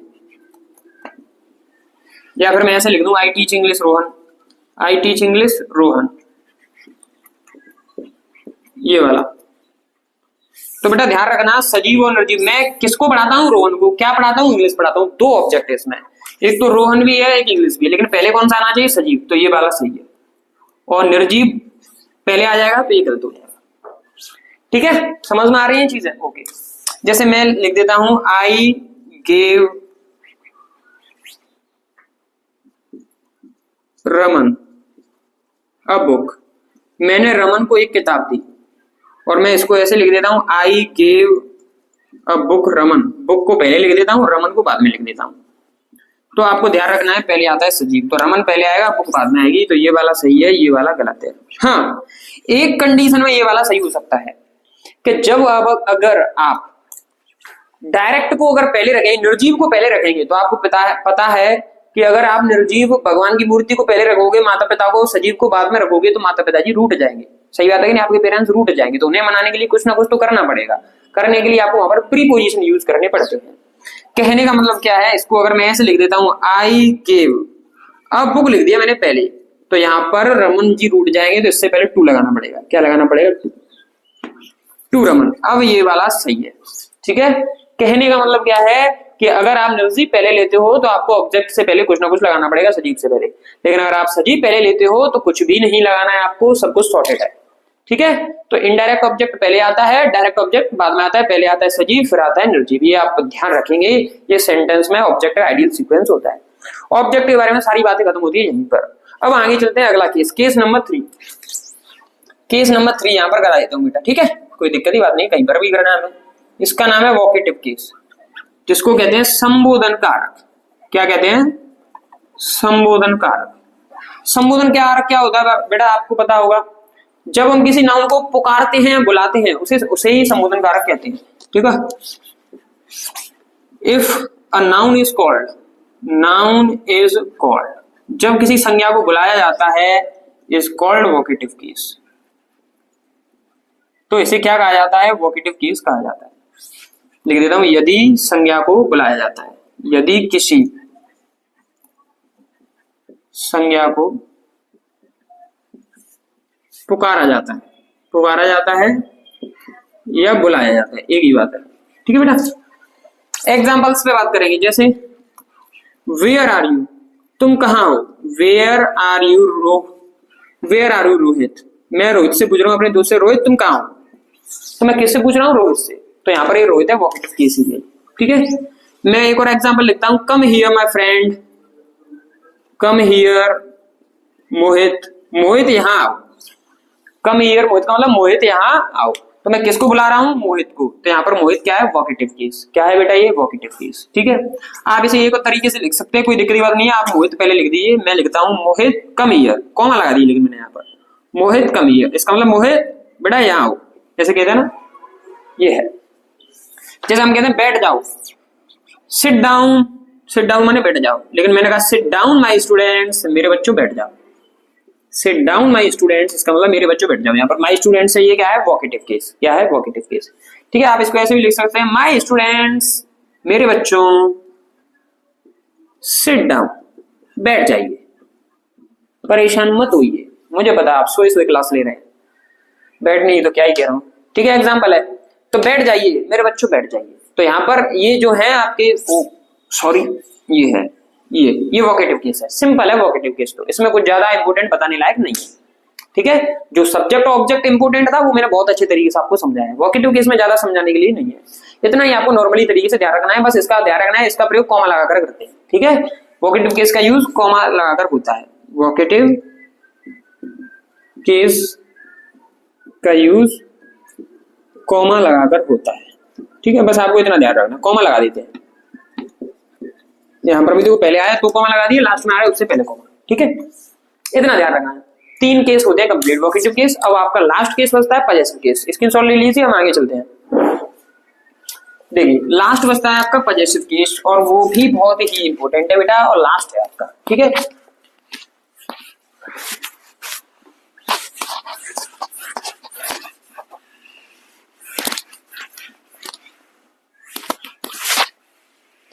देखो पजेसिव केस नंबर 4,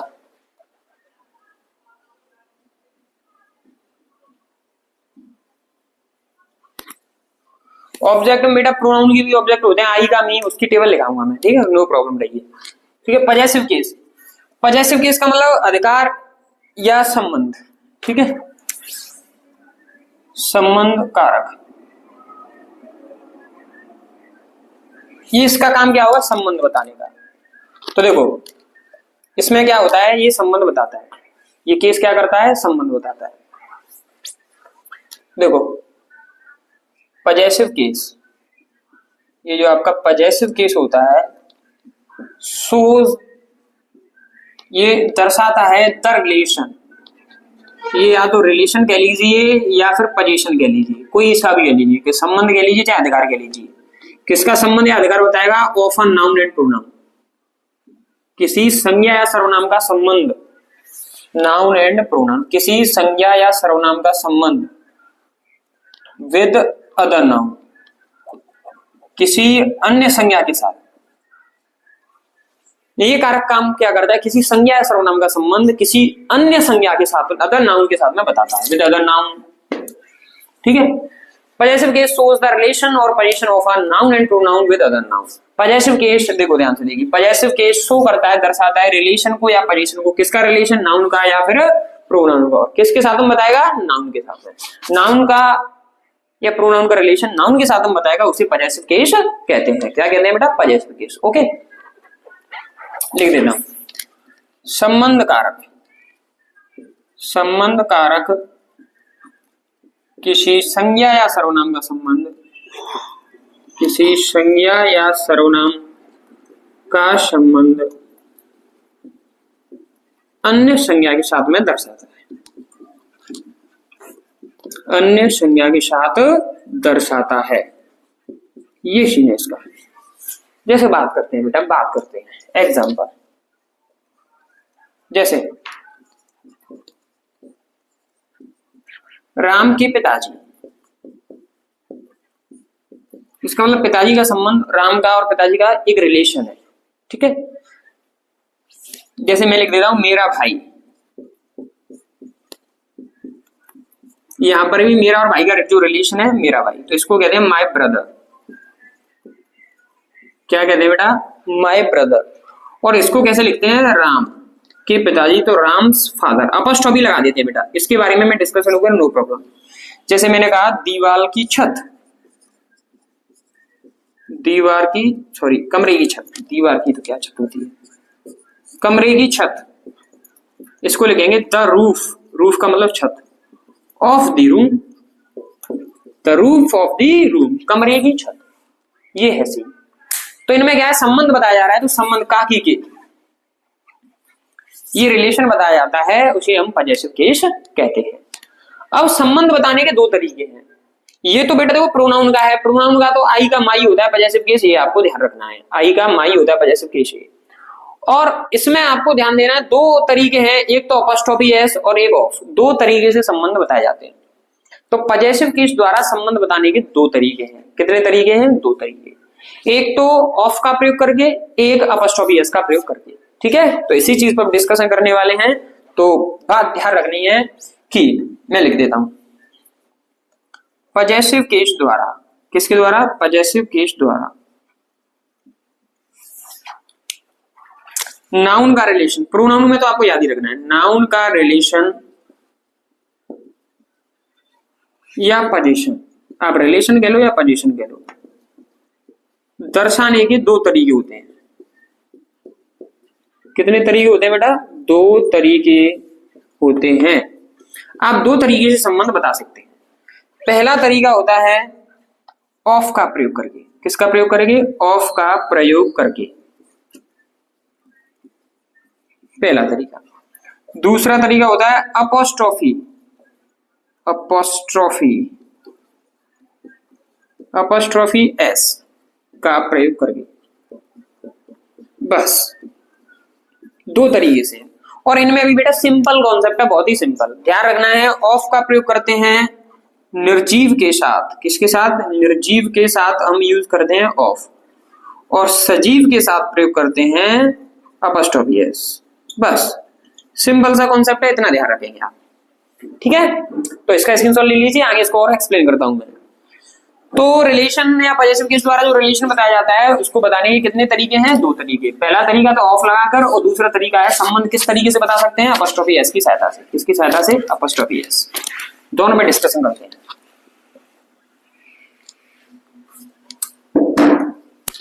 तो यहां पर बात करते हैं, पजेसिव केस की बात चल रही है। पजेसिव केस में दो तरीके से रिलेशन बताया जाता है। नंबर एक है ऑफ की सहायता से। किसकी सहायता से? ऑफ की सहायता से, ऑफ की सहायता से। ऑफ की सहायता से मैंने बताया था निर्जीव चीज, नॉन लिविंग थिंग्स के लिए। नॉन लिविंग थिंग्स का संबंध, निर्जीव चीजों का संबंध किसकी सहायता से बताया जाता है? ऑफ की सहायता से। एग्जाम्पल पे बात करते हैं, किस पे? एग्जाम्पल, जैसे जैसे दीवार की पेंटिंग, दीवार की पेंटिंग, ठीक है। कमरे की खिड़कियां, कमरे की खिड़की एक तरीके से, ठीक है बेटा। पेड़ की पत्तियां, पेड़ की पत्तियां, ओके, ठीक है। लकड़ी की कुर्सी, लकड़ी की कुर्सी, ये जो एग्जांपल्स हैं आपके निर्जीव चीजों का संबंध है। तो इनको कैसे बनाते हैं बेटा? कैसे बनाते हैं? पेंटिंग की लिखेंगे बेटा द पेंटिंग, इसमें फिक्स हो जाती है तो द पेंटिंग, ठीक है। बीच में लगा देंगे ऑफ, किसकी पेंटिंग है? दीवार की। Of the wall, the painting of the wall, ऐसे लिखेंगे। खिड़की की द विंडो, द विंडो, काकी के की लिख देंगे ऑफ बीच में, किसकी है? ऑफ दी रूम, कमरे की, कमरे की विंडो, खिड़की है। पेड़ की पत्तियां, द लीव्स ऑफ, पेड़ की, the tree, the leaves of the tree, ठीक है। लकड़ी की कुर्सी, द चेयर ऑफ, लकड़ी, लकड़ी, लकड़ी को क्या कहते हैं बच्चों? लकड़ी को मैं कैसे भूल सकता हूं? वुड, ठीक है, वुड होता है लकड़ी, ठीक है। तो लकड़ी को कहते हैं वुड, और वुड्स माने बहुत सारी लकड़ी है, जंगल होता है। तो the chair of would, okay. तो यहां पर हमें ये क्या, हमने क्या किया? ऑफ की सहायता से, किसकी सहायता से? ऑफ की सहायता से रिलेशन बताया, ठीक है। तो यहाँ पर होता क्या है? पीछे वाली चीज आगे आ जाती है, आगे वाली पीछे पहुंच जाती है, बीच में ऑफ आ जाता है। इस तरीके से हम ऑफ की सहायता से पजेसिव केस, इस सारी में अगर पूछा जाए कौन सा केस है? Possessive case. एक और होता है बेटा नंबर 2, अपॉस्ट्रोफी एस की सहायता से, एस की सहायता से लिख देता हूं, चलो। अपॉस्ट्रोफी एस की सहायता से, ये होता है बेटा, ध्यान रखना है, लिविंग, लिविंग्स के लिए, कहने का मतलब सजीव, सजीव के लिए, ध्यान रखना है। सजीव के लिए हम क्या लगाते हैं? Apostrophe S. एग्जाम्पल की बात करें, जैसे राम के पिताजी या राम का भाई, राम का भाई, इसमें लिखेंगे राम्स ब्रदर, ठीक है। रोहित का दोस्त, तो इसमें लिखेंगे रोहित फ्रेंड, ठीक है। अमन की पत्नी, तो अमन्स वाइफ, क्या लिखेंगे? अमन अपॉस्ट्रोफी एस फिर वाइफ। अमन काकी के अपॉस्ट्रोफी लगा देंगे क्योंकि सजीव है, पत्नी की पत्नी, ठीक है, वाइफ, ठीक है। कहने का मतलब ये सीक्वेंस में चलता है सीधा सीधा, और ऑफ लगाते हैं तो आगे का पीछे हो जाता है, बस ये ध्यान रखना है आपको, ठीक है। नो प्रॉब्लम होनी चाहिए आपको, इसमें कोई दिक्कत की बात नहीं है, ओके। अब इसमें ध्यान रखनी है कुछ चीजें, कुछ चीजें क्या है कि ये तो है सिंगुलर के लिए, किसके लिए? सिंगुलर के लिए। सिंगुलर है तो अंत में एस लगा देते हैं। अब इसमें भी है अपॉस्ट्रोफी एस, कहां कहां यूज करना है आपको? तो नंबर 1 अपॉस्ट्रोफी एस यूज करना है अगर सपोज करो सिंगुलर है, सिंगुलर वर्ड है, सिंगुलर, सिंगुलर नाउन है, तो अंत में अपॉस्ट्रोफी लगा देते हैं, अंत में अपॉस्ट्रोफी, डायरेक्ट लिख देता हूं, अंत में एस लगाते हैं, अपॉस्ट्रोफी एस। कहने का मतलब ये वाली कॉमा वाली एस अंत में लगा देते हैं तो हो जाता है काम। जैसे राम है, राम के एंड में कॉमा एस लगा दिया मैंने, ठीक है। अपॉस्ट्रोफी एस इसे कहते हैं, अपॉस्ट्रोफी एस। एक कॉमा आता है, मैंने 2 लगा दिए, गलती होगी मुझसे, सही कर लेना उसे, ठीक है। ये अपॉस्ट्रोफी एस एंड में लगा देते हैं सिंगुलर, जैसे राम सिंगुलर है, रोहित ये वगैरह सिंगुलर है तो एस लगा दी मैंने लास्ट में, कोई दिक्कत नहीं है। लेकिन अगर आप बच्चों प्लूरल हुआ, क्या हुआ? प्लूरल, प्लूरल हो तो प्लूरल में क्या हुआ?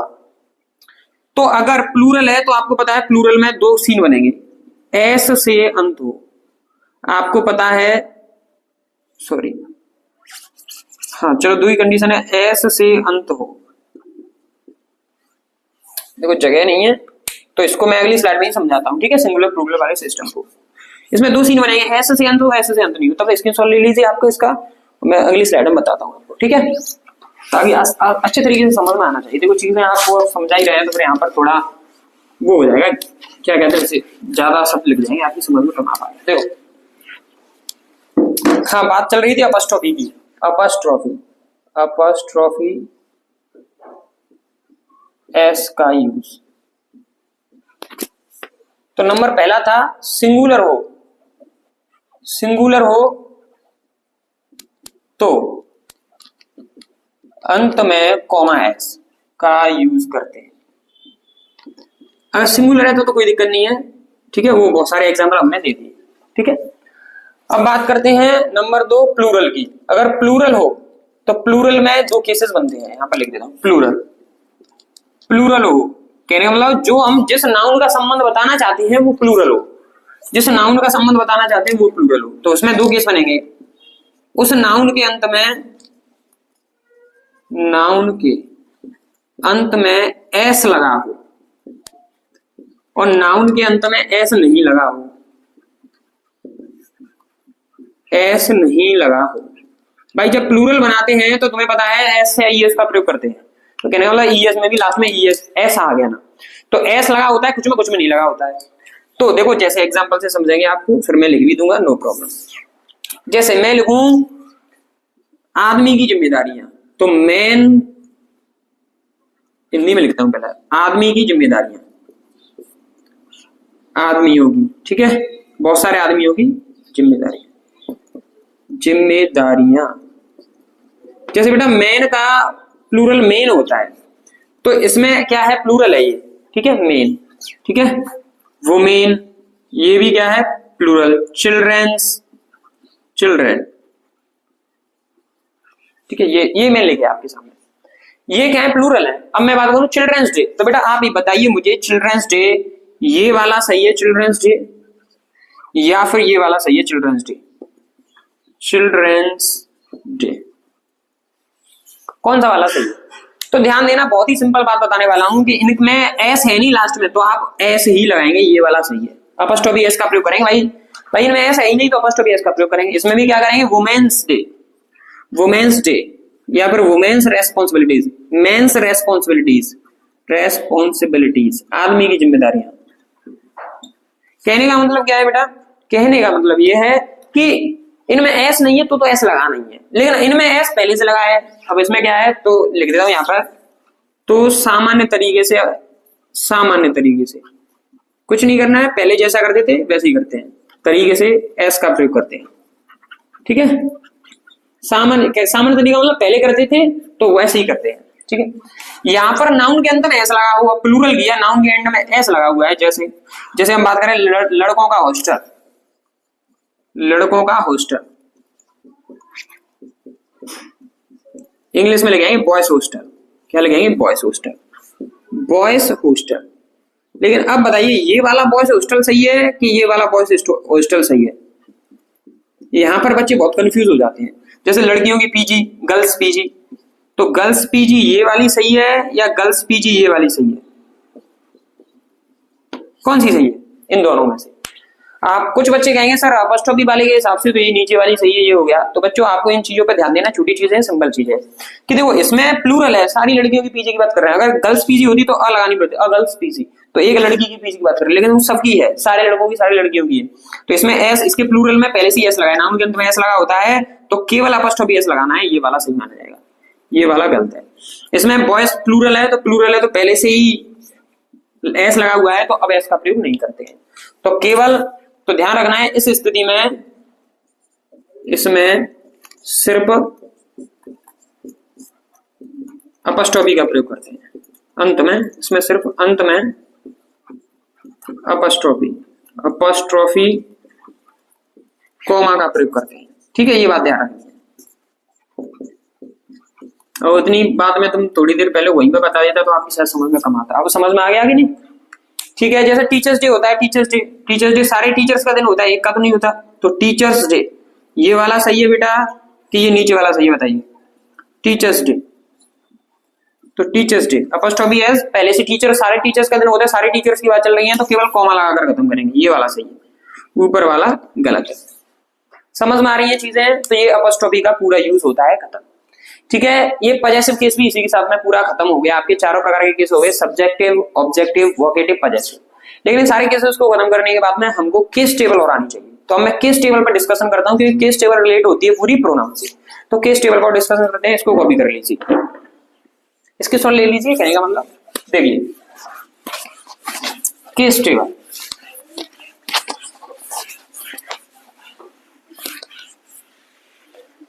केस टेबल में क्या सीन है बेटा? सबसे पहले बात करेंगे हम सब्जेक्टिव केस की। किसकी बात करेंगे? Subjective case. सब्जेक्टिव केस कहने का मतलब कर्ता कारक। उसके बाद में बात करेंगे हम ऑब्जेक्टिव केस, कहने का मतलब ऑब्जेक्ट के बारे में। ठीक है, फिर आपको पता है कौन सा केस आता है? Possessive case. कौन सा केस आता है बेटा? Possessive case. और पजेसिव केस के अंदर दो चीजें आती हैं, इस चीज को भी ध्यान रखेंगे। एक आता है पजेसिव एडजेक्टिव, ध्यान रखना, और एक आता है पजेसिव प्रोनाउन। पजेसिव, ठीक है। एडजेक्टिव की वीडियो और शानदार तरीके से आने वाली है आपकी, नो टेंशन रहिए। अभी मैं जो बताता चल रहा हूं उन चीजों पर ध्यान दीजिए। जैसे बात करें आई, सब्जेक्ट होता है वी, यू, ठीक है। प्रोनाउन पर बात करेंगे हम ही, या फिर एक, या फिर कोई मेल हो उसके लिए, ठीक है। या बात करें सी, या कोई फीमेल हो, ठीक है। बात करें इट या फिर दे, ये हैं आपके। कुछ टेढ़ा बेड़ा हो जाए तो दिक्कत नहीं करनी है, आप इसको कवर अप करिए, सीख लीजिए इसको, इंपोर्टेंट टेबल है ये आपके लिए, ठीक है। देखिए बात करते हैं आई। आई का ऑब्जेक्ट होता है मी, वी का ऑब्जेक्ट होता है बेटा अस, ये ध्यान रखेंगे आप। यू का ऑब्जेक्ट यू ही होता है, ही का ऑब्जेक्ट होता है हिम, या कोई मेल है उसका ऑब्जेक्ट भी हिम। सी का ऑब्जेक्ट होता है हर, इट का ऑब्जेक्ट होता है इट, और दे का ऑब्जेक्ट होता है दे। क्या होता है? दे। पजेसिव एडजेक्टिव की बात करें तो इसका होता है आई का माई, इसका होता है अवर। माई माने मेरा, मेरी, मेरे, ये संबंधी बताता है, मेरा, मेरी, मेरे। यहां पर मुझे, मी का मतलब क्या होता है? मुझे, ठीक है। इसका मतलब हमें, यू का मतलब तुम्हें या आपको, हिम का मतलब उसे या उसको, ठीक है। वही सेंस निकलता है इनका। यू का क्या होता है? योर। हिम का क्या होता है? हिज। हर का हर ही होता है, इट का इट्स, और देम का देयर। पजेसिव एडजेक्टिव होते हैं। क्या होते हैं? Possessive adjective. पजेसिव प्रोनाउन की बात करें तो पजेसिव प्रोनाउन बता चुका हूं मैं, इसका होता है माइन, इसका होता है अवर्स, इसका होता है योर्स, इसका होता है इसका हिज, हर का होता है हर्स, इट का नहीं होता, दे का होता है देयर्स।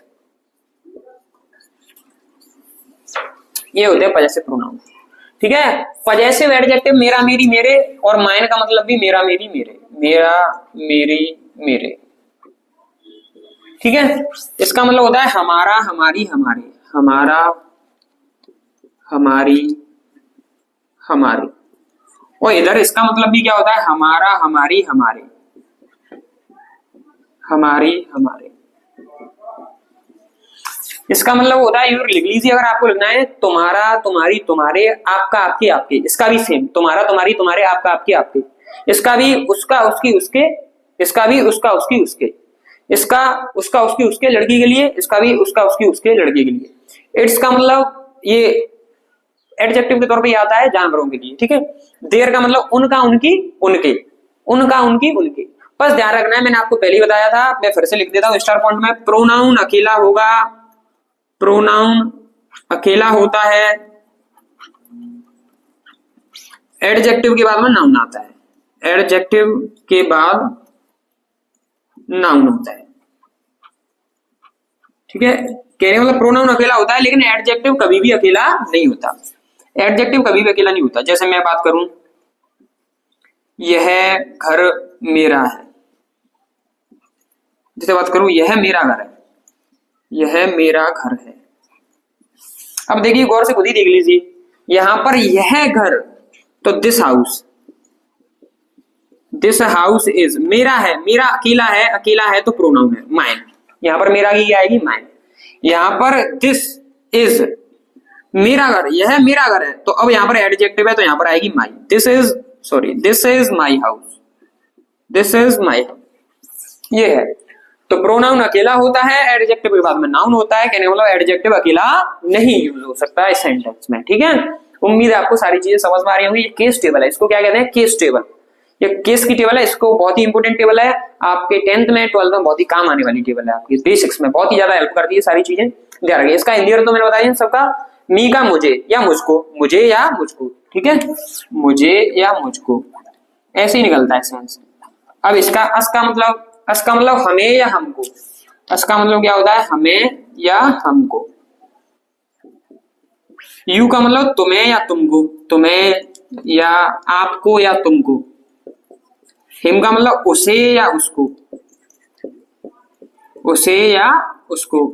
इसका मतलब भी सेम, ये लड़की के लिए, इसका मतलब भी सेम, ये निर्जीव वस्तु के लिए। देम का मतलब उन्हें या उनको, उन्हें या उनको।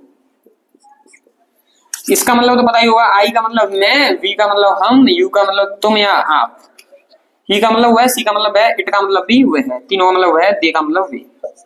ये होता है आपका कंप्लीट बेटा, स्क्रीनशॉट ले लेना, ठीक है, जरूरत हो तो। उम्मीद है बेटा आपको सारी चीजें समझ में आई होगी। इसी के साथ में हमारी ये केस वाली क्लास होती है कंप्लीट। केस नाम का टॉपिक हमने एक क्लास में ही कंप्लीट कर दिया, अब इसमें कुछ भी नहीं बचा। इस क्लास में हमने सब्जेक्ट ऑब्जेक्ट के बारे में अच्छे तरीके से जाना, case possessive pronoun possessive adjective के बारे में जाना, और इसमें एक बार बात ध्यान रखना, मैं एडजेक्टिव में और पजेसिव के बारे में डिस्कशन करूंगा। प्रोनाउन अकेला होता है, एडजेक्टिव किसी के साथ होता है, ये बात ध्यान रखना, नाउन के साथ होता है बेसिकली। उम्मीद है आपको सारी चीजें समझ में आ गई होगी, कोई दिक्कत की बात नहीं है। आप पढ़ते रहिए, सन कोचिंग सेंटर के यूट्यूब चैनल के साथ में बने रहिए, आराम से अपनी तैयारी करते रहिए। अभी से हमने बैच चालू कर दिया है बेटा, पूरी हमारे पास 2026 है, 2027 आपका एग्जाम होने वाला है 10th और 12th का, उसकी हम बेहतरीन तरीके से तैयारी कराएंगे आपको। चैनल को सब्सक्राइब कर लीजिए, सारी क्लासेस आपके पास आएंगी, रेगुलरली हम क्लास अपलोड कर रहे हैं। बाई चांस कोई टेक्निकल इश्यू आ जाता है तभी क्लास अपलोड नहीं हो पाती, वरना हम रोजाना पूरी कोशिश रहती है हमारी क्लास अपलोड कर देने की, ठीक है। तो ये सारी चीजें आपकी समझ में आ चुकी होंगी, अगर नहीं आई है कोई चीज तो आप कमेंट करके जरूर पूछ लें उस चीज को। बेसिक्स चीजें चल रही हैं तो उनको लिखते चलें बेटा। एक बार जरूर ध्यान रखना, खुद के हाथों से की हुई मेहनत ही आपकी जिंदगी में काम आने वाली है। अगर मैं कह देता हूं, देखो ऑनलाइन है इसलिए मैं कह देता हूं स्क्रीनशॉट ले लो, स्क्रीनशॉट ले लो, आप उस स्क्रीनशॉट को लेने के बाद में मैं आपसे कहना चाहता हूं आप क्लास को लिखो। जितनी भी चीजें मैं करा रहा हूं उनके प्रॉपरली नोट्स बनाते चलो, और मैं गारंटी दे रहा हूं अगर आपने नोट्स बनाया ना अपने हाथों से, आप खुद उनको पढ़ोगे ना तो एक बार में ही आपको समझ में आ जाया करेंगे, क्योंकि आपने खुद मेहनत की है। तो मेहनत यहीं पर काम आती है। आपको ज्यादा स्मार्ट नहीं बनना है, स्क्रीनशॉट लेकर रख लिया तो फिर वो पढ़ा नहीं जाता। आपको किताब में लिखना है, नोट करना है चीजों को, बेसिक्स डाल के ऊपर। मैंने जैसे बताया इंग्लिश बेसिक बैच चल रहा है, बेसिक बैच डालिए ऊपर और शुरू कर दीजिए English introduction, grammar introduction, noun, number, pronoun और ये अब केस।